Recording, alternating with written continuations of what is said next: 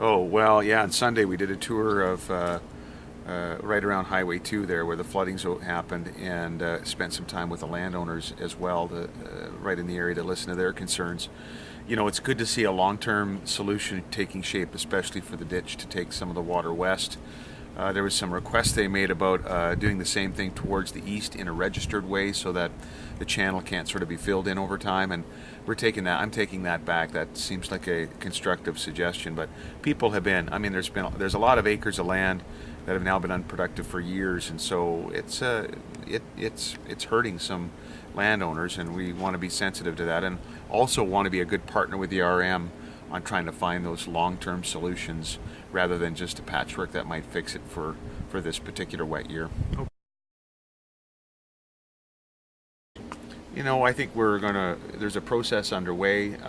This is obviously very disappointing to all Canadians, everything that's happened with the Senate, frankly, and not just Senator Wallin's particular case, but this is pretty disappointing. I think people have a right to, taxpayers want all of us to take special care of their money.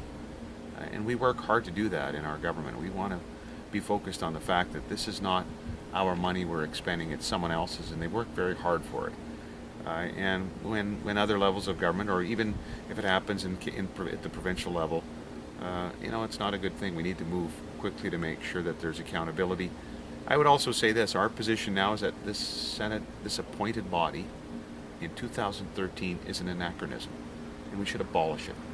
The unicameral or single houses of government in the provinces works very well. The House of Commons can work well.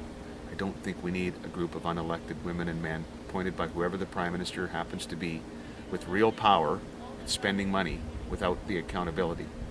So we'll reiterate our position perhaps in the fall that it's time to save the $100 million and move on past the Senate.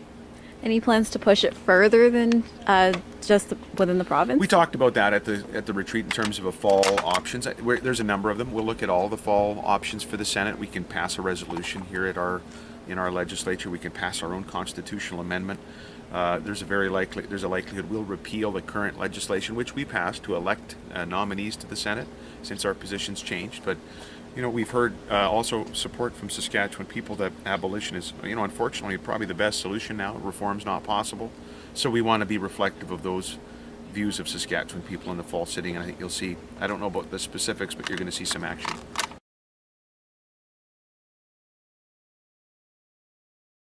Well, I'm like anybody else. I'm just a huge fan. It's hard not to wear green every single day, especially when they're 5-1.